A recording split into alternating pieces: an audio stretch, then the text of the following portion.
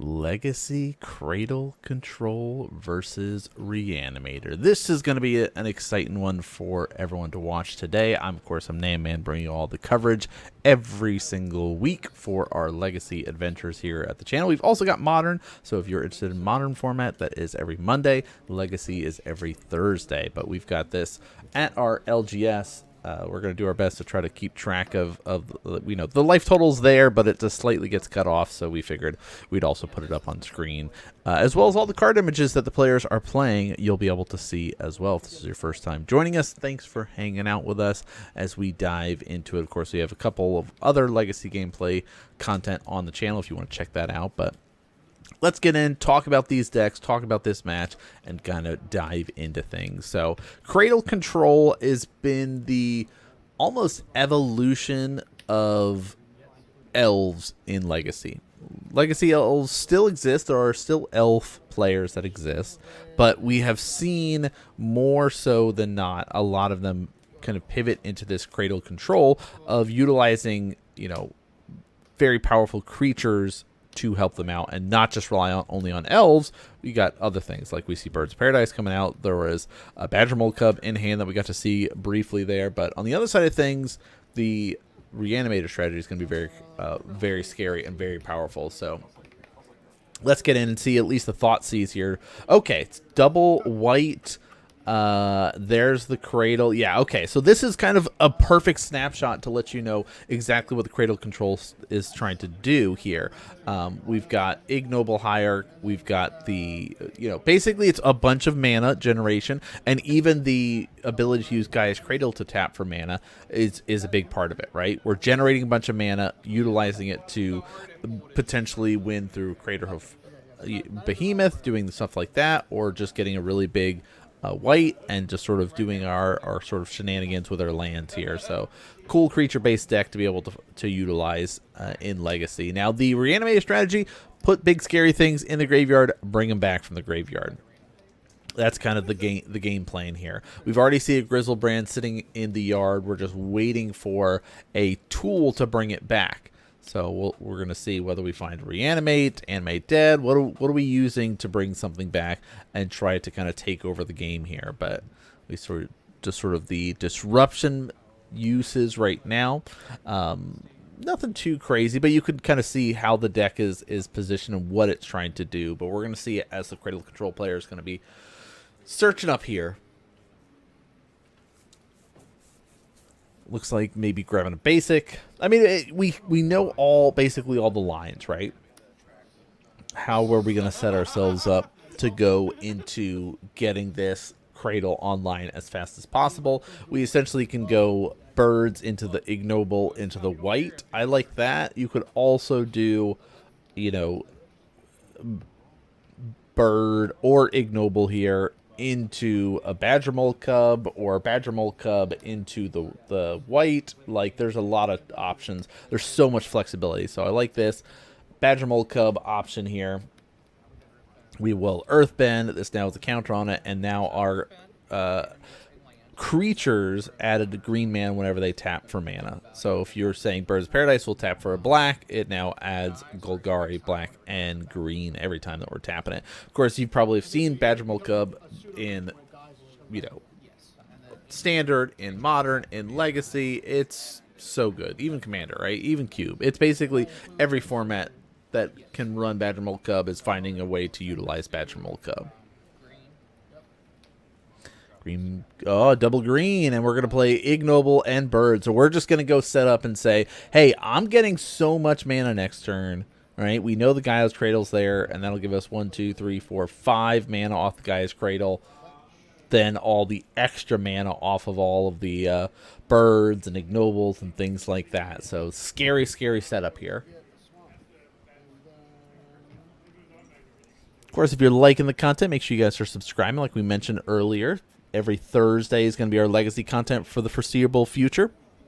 We've got content coming out on Saturdays related to our podcast. So if you guys want to check out more related to the podcast stuff, you guys could check out that. So, of course, NanMans Nerd Corner, anywhere you can find podcasts. Mondays is Modern. So, yeah, definitely all kinds of content all over the place. But fantastic cars here. We've been seeing this not only in like the turbo list or like the Vroomsday stuff, but even just sort of like I'm gonna just cast it almost quote unquote fair, and then just trigger it later on from just being like, oh, I've got a couple of brainstorms and ponders and just sort of set myself up for success to just pop off. So we see, I mean, it's also like we got 2 birds of paradise here, which are at least able to be used as blockers. So we'll see if that is going to be the case. We know we're playing the Gaia's Cradle. That's a given. We could tap the Bayou, play the white, and yep, so there's the white. White's really good. So this is increasing power based off the number of creatures, but also the ability to sack a creature, tutor for a land. So, you know, that's the big reason why the Cradle Control is kind of taken over, is with like things like this, to be able to be like, yeah, I can just tutor for my Gaia's Cradle. Ignoble coming in here, and Badger Mole's going to swing in. Double Exalted, so 4 damage total, and we're sitting Hellbent. It's pretty good. It's a pretty good setup here, especially because the Vigilance off the white next turn. Oh, past turn here. Nothing for our Reanimate player. All right, big punchies can come out. Still, a bunch of mana we can generate. But I like this to sort of send the white.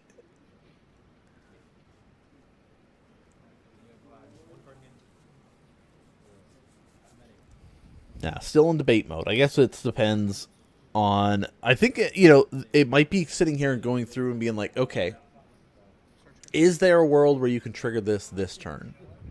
And it doesn't look like it, but there is a world where it's like maybe you have a Fatal Push, maybe you have a Brainstorm, you know, maybe you can channel a bunch of stuff together and pop your car now.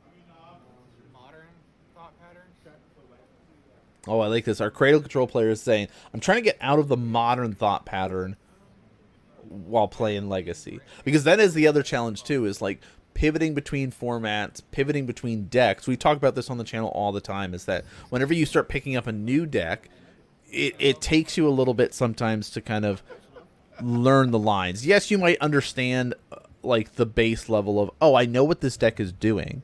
My goal is to play a lot of creatures, generate a lot of mana, you know, utilize the white, be able to sit here and win off a Crater. Like, you kind of get the concept of it. But sitting down and playing it, and playing against a deck that maybe you are not as familiar with this matchup, right? You want to go, oh, I know the Reanimator matchup from different decks, but playing it from this Cradle Control is different. And also, reanimation strategies in Legacy are completely different than the strategies that are existing in Modern. So,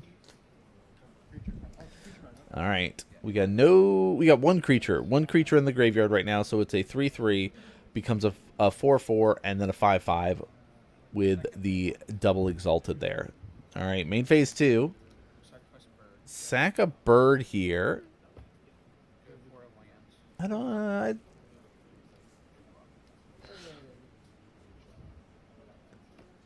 Oh, Bajuka Bog. Yeah, toolboxy lands. If you like toolbox lists, which I'm a big fan of, this might be one to check out a little bit more. Now, if you want to see a little bit more of our Legacy deck list, of course, they are listed up on our Moxfield. You can see in the description down below information related to our Moxfield stuff.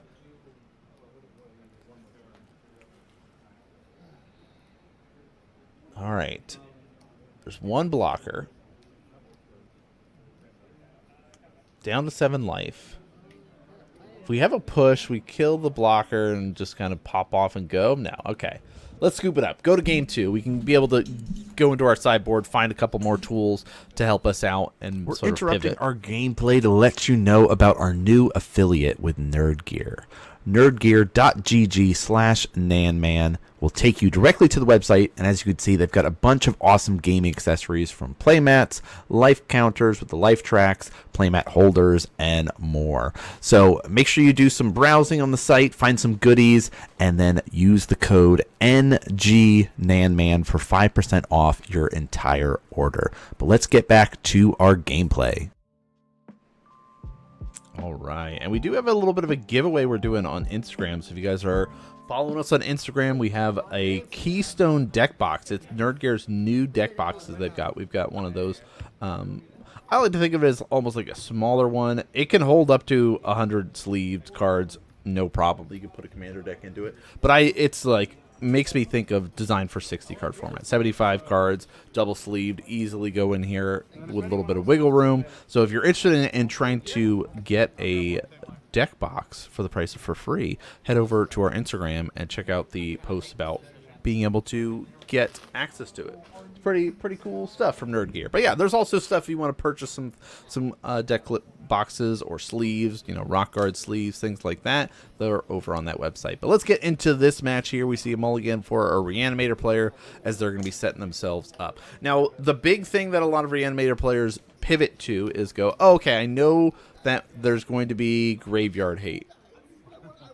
So now I pivot and do like a show and tell reanimate like hybrid strategy. Still have some of my reanimation cards in there, but I also have this way to set myself up and just sneak something in earlier. All right, Lotus Petal pass. Kind of white. What else we got? Any turn one? Any birds? Ignoble. Bayou into Ignoble.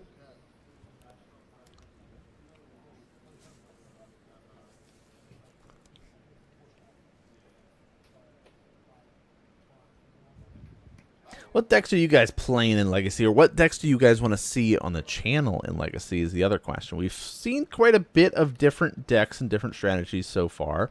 We're going to be showing off a little bit more of that. Oh, there's the show and tell. Sign, too. Ooh, and it's the, looks like double sign, like the shadow signed one. I like that. So, yeah, we're going to put a card face down here. We're both going to be able to pick an artifact, creature, enchantment, or land and put it into play.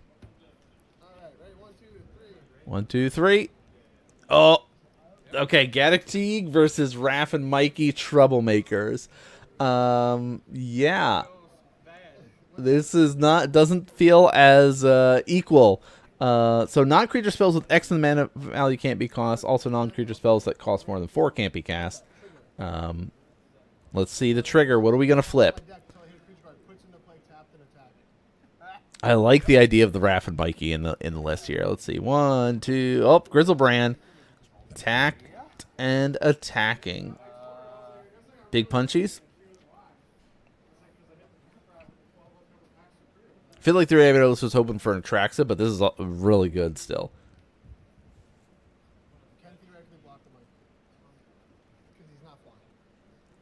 He says, I was like, you could block the Raph and Mikey. He doesn't fly. He does have trample, though. So that's, He goes, yeah, let's just go to game 3. Wow. What a quick one there. But that's the thing, right? It can be super explosive sometimes. Legacy is so interesting in that regard that I've been having a ton of fun being able to do so much more coverage for it, to be able to show off these elements of it yeah, they can be super grindy and tactical and really resource oriented in how much you can kind of deplete someone's resources and hold on to, and who can kind of claw their way back.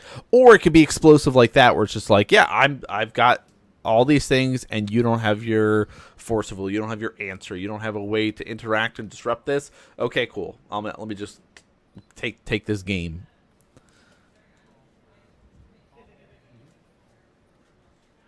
All right, another mulligan.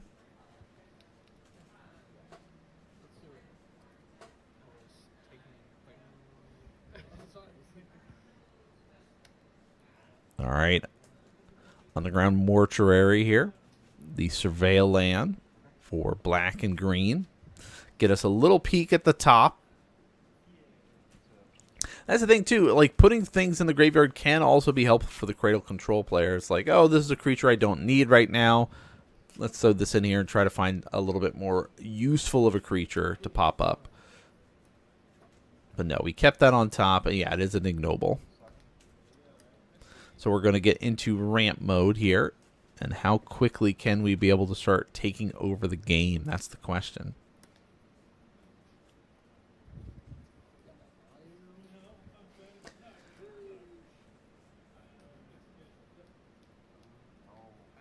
I mean, there's a Badger Mole Cub in hand. Or do we have 2 low drops we're doing? We know there's an ignoble here.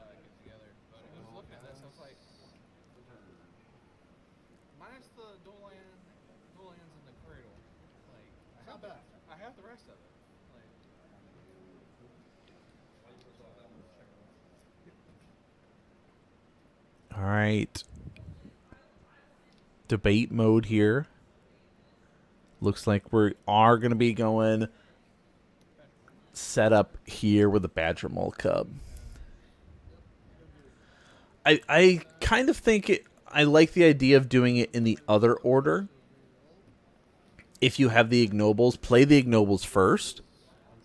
Because then the following turn, you play their Badger Mole Cub, and then all those ignobles tap for 2 mana.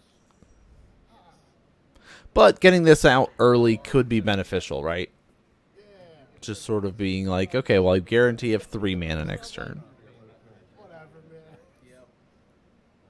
All right. Undercity Sewers. New Teenage Mutant Ninja Turtle version of it. Which actually is relatively cheap.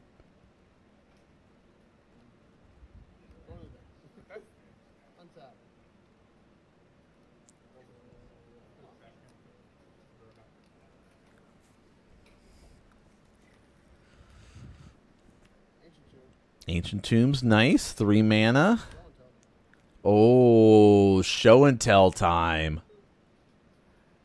Losing 2 life to do this. Let's find... Oh my gosh, there's a Crater Hoof in our hand? I mean, I don't think we want to play that, though. I mean, we could...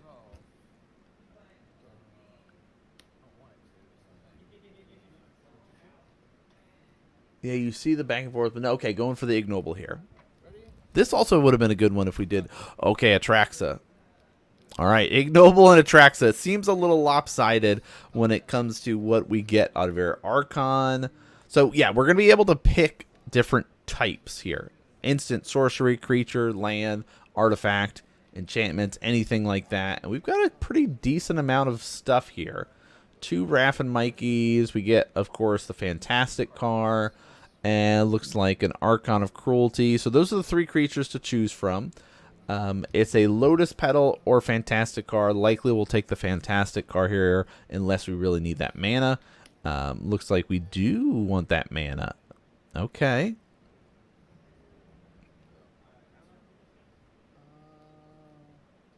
Do we want Archon? No, I was like, I like the idea of Raff and Mikey there, but...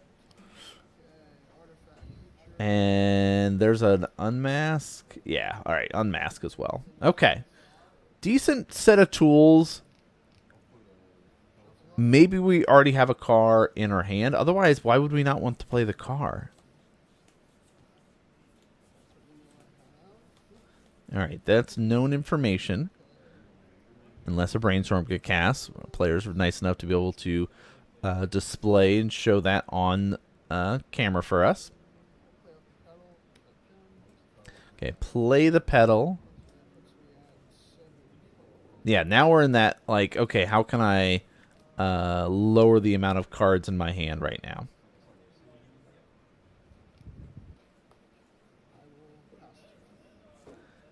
And there's the pass. Okay. Not much, just sort of a scary Atraxa now we got to deal with. Okay. 3 mana, 4 mana, 5 mana. We're up to 5. So the show and tell actually help with the acceleration. We got a white here. We've got another ignoble. We could take 7. Yeah, we don't have a birds or anything like that. But if we can get enough creatures out... Yeah, I like to just, let's play white off the land. Mana dork there. The mortuary. Let's see. Yeah, this is also a great little glimpse of what the deck has in store and what we could be able to expect in this match. What tools we've got, because it is a bit of a toolboxy deck. And, ooh, you see grabbing a creature here. The Dryad Arbor getting pulled up to the front. So can't tap yet this turn.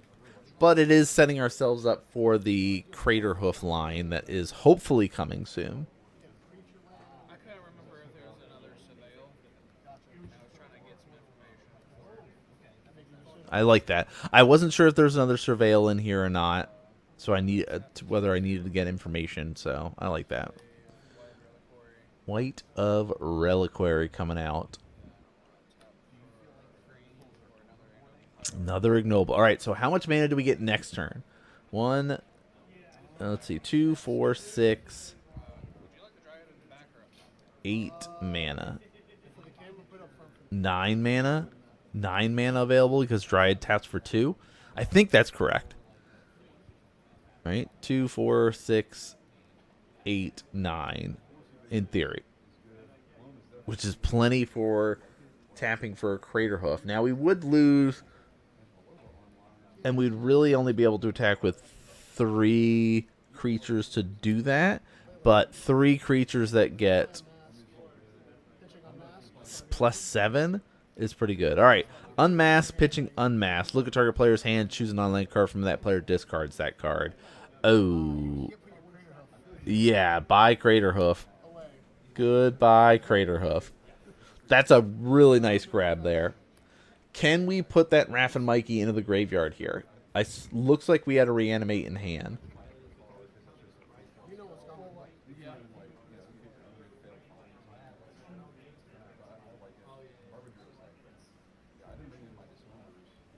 Either way, I mean, swinging 7's still pretty good.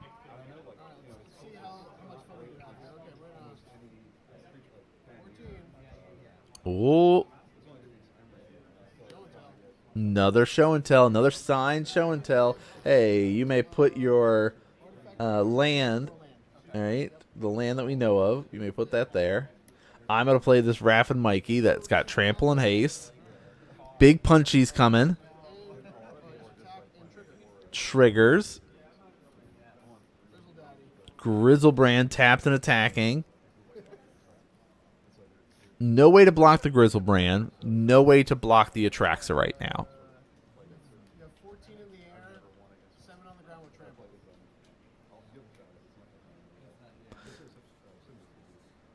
Flying Vigilance, Death Touch, Lifelink.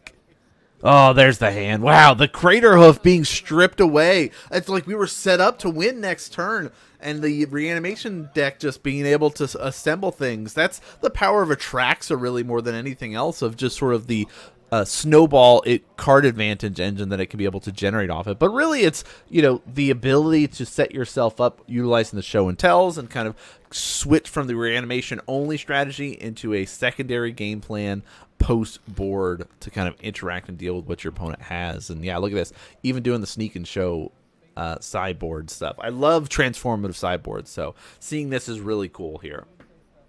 It's not just Reanimation. We've got our second backup plan in here as well there. So what'd you think about this match? What'd you think about these two decks? I thought they were all very cool. We're going to be seeing a little bit more of both these decks on camera in the near futures, as well as many others from our shop. So if you're interested in seeing a specific deck, of course, let us know. Let us know what you guys thought about this match. I love when we get to see the sideboard discussions the players have here. And okay, yep, Snuff Out, the Veils.